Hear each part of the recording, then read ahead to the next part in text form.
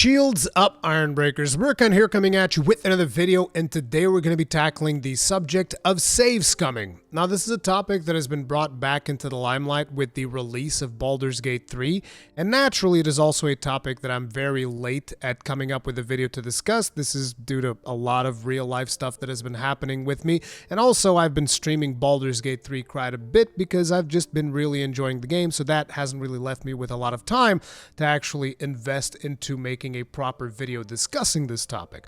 However, this is a topic that I'm very passionate about, and I usually talk to people a lot about accepting the consequences of your actions in certain story-driven games, because that usually enhances my experience quite a bit.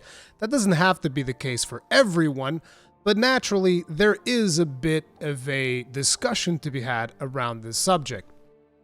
So I figured that one of the first things that we need to do is to actually define what constitutes save scumming. So for anybody that isn't aware, Baldur's Gate 3 is an extensive RPG with a lot of dialogue choices that you can do, and those dialogue choices can have some very serious consequences on the future of your playthrough. And not only dialogue choices, but also combat scenarios. Like, for instance, let's say that there's an NPC that was captured by an enemy force, and you're trying to rescue this NPC, but during the combat encounter, you fail to rescue the NPC, and the NPC ends up dying. Now you have to ask yourself, do I want to reload this combat experience, this particular scenario, so that I can try this again and make sure that I save the NPC? Because essentially the NPC dying, you know, this is not a failure state for the game. This is quite simply something that is a consequence that you can choose to accept and say, hey, in this playthrough, this NPC died, therefore potentially locking me from a quest line that would involve this NPC. Maybe next time I'll do it differently, and you know, so on and so forth. So save scumming would essentially be before you start any dialogue with any character, you go ahead and you quick save, which is the F5 key. And then you go through the dialogue options and you're like, I didn't really like the outcome of that dialogue. Let's load that save back up and do that dialogue again, and essentially manipulate the game in a way for you to achieve an outcome that you are happy with instead of accepting the consequences of the dialogue choices that you've made. That is essentially what you can consider save scumming. Either reloading a combat encounter because you didn't like the outcome of that combat encounter, or reloading after a certain dialogue conversation has taken place because you didn't like what the outcome of that conversation was. Now, myself, one of the first times that I was introduced to games with multiple choices, it was not necessarily Mass Effect, but Mass Effect was among the first games. I don't actually remember what was the first game that had like meaningful choices in dialogue that would have impact in the ending of the game, or, you know, in the future of your characters and all of that stuff. Which one was the first game that I actually played? But one that definitely left an impact was Mass Effect. So a friend of mine told me that because I was going to buy Mass Effect under a discount or something like that, and a friend of mine said, no, you need to play the first one, because I was going to get the second one and just skip playing the first one altogether. My friend said, no, you got to play the first one, and then you got to play the second one, and then eventually when the third one comes out, you play that one because your save file carries over. And I was like, oh, that seems really cool. So I started playing Mass Effect, and, you know, at the ending of Mass Effect 2, I made a very poor decision because I didn't fully understand the systems that were working behind the scenes as to the outcome of these decisions that was going to be. And so I made a bad decision near the end of the game, and that caused one of the main characters to die. This is something that I always talk about with my audience whenever I try to explain the reason why I choose to accept the consequences of my actions in games, because for me, it generates a more authentic experience. This doesn't have to be the case for everyone, just want to make that perfectly clear, but for me, it makes a more meaningful experience. But anyways, at the end of Mass Effect 2, Garrus died for me. And what that meant is that when I played Mass Effect 3, Garrus was dead. Like, that's it. I did not reload my save. I did not fix anything. It was just that simple. I made the wrong call. I got Garrus killed, and I played the entirety of Mass Effect 3 without Garrus. Now that made the playthrough very meaningful for me because like, hey man, I really failed Garrus in that situation. It was really bad. It also made me feel a certain way about a character because technically speaking, I didn't fail. It was another character that I assigned to do something that failed. Made me also very negative towards that character and in my interactions with that character. Basically customized the gameplay experience, which in a lot of ways I feel like is the intent when you have these multiple choice situations and these risk-reward situations where, you know, you do the wrong dialogue choice and there are consequences. And to me, I think that is really cool. And I enjoy seeing the outcomes of said consequences, which is, you know, again, if you've been watching my Baldur's Gate 3 streams, you will know that like there's been some serious consequences for my first playthrough. There's been a lot of things that have gone completely wrong. But does that mean that save scumming is a bad thing? I don't think it's necessarily a bad thing. I think that it is all about how you look at the situation. So for starters, if you are playing in multiplayer, I think save scumming needs to be decided by the group of people that are playing the game, because it's important to mention that Baldur's Gate 3 is a multiplayer game. So a comparable game that I've played in the past was Divinity Original Sin 2. You can still find a playthrough of that where I played. It was me, Pallytime, Trixler, and Aura Holly. And so we were all playing this. It was 4 of us, and the way that we decided to do it was once per act, every player gets 1 do-over. So that's basically like, oh, you have a chance that, oh, you made an action, you didn't really like the outcome, you can do a do-over and we'll reload an earlier save, right?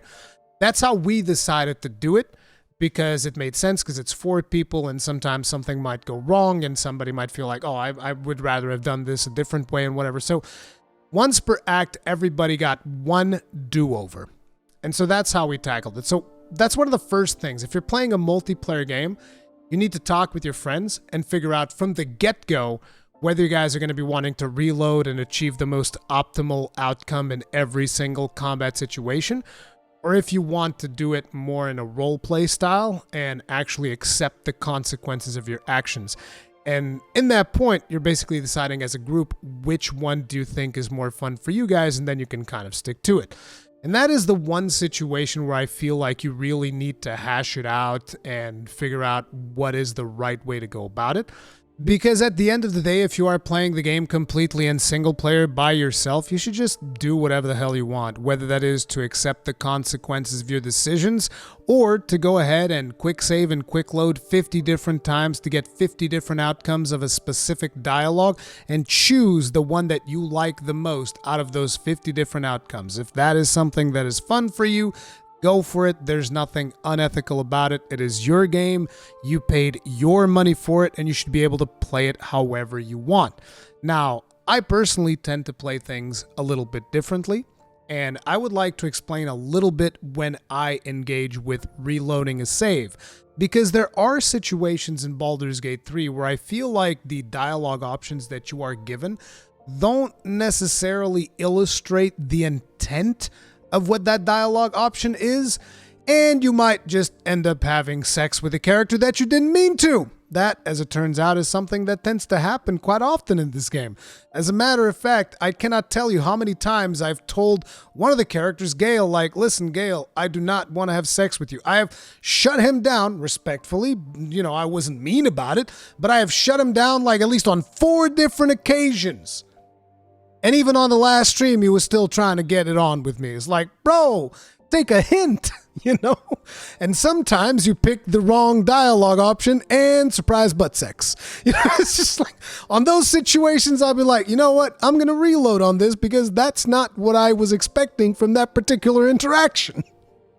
And there are other situations as well, like maybe something glitched out or whatever, and I'll be like, okay, I'm going to have to reload this. But usually, when it comes to my own personal playstyle, I try to avoid that as much as possible. Now, I'm not saying that everybody should do things the way that I do, but I would definitely suggest that people try just try it once to actually accept the consequence of your actions in the game and just see how that feels. See if that is something that is actually appealing to you. But I'm not trying to sell you on a particular play style. I think you should play the game however you feel like it. This is more of a suggestion, so to speak. Try it out at some point. See, what do you think about it? What do you think? Because to me, there is something magical, at least on your first playthrough. I do find there to be something magical about just going through it and accepting the consequences. And if you go and you watch my streams, Jesus Christ, there have been some serious consequences. I'm not sure if I've saved a single character whenever they were involved, whenever there was an NPC that I didn't have control over.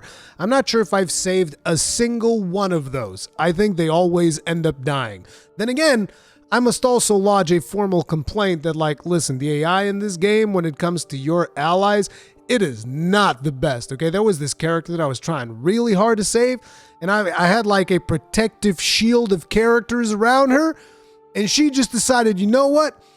I'm gonna run in this direction, trigger 2 attacks of opportunity, and in the immediate next turn, I'm gonna let this big baddie come over and crit my face off, completely sabotaging every single effort you've made for my safety. It's like these are like toddlers, you keep telling them, listen, don't go close to the pool. You can fall in the pool and die, okay? And they fall in the pool and you go there, you take them out. They instantly run back in again, okay? The same thing with a lot of characters in this game. But even then, I did not quick save, quick load. I was like, hey, this happened. It is what it is.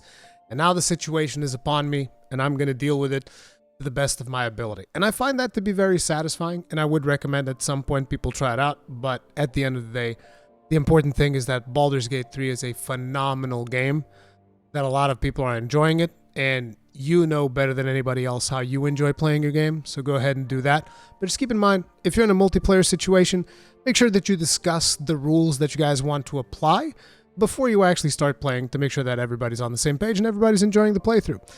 Anyway, those are my thoughts on save scumming. What are your thoughts on save scumming? Let me know in the comment section down below. I'll see you guys in the next video. If you enjoyed this, hit the like button, subscribe button, notification icon, all that jazz. Stay strong, stay safe. Peace out.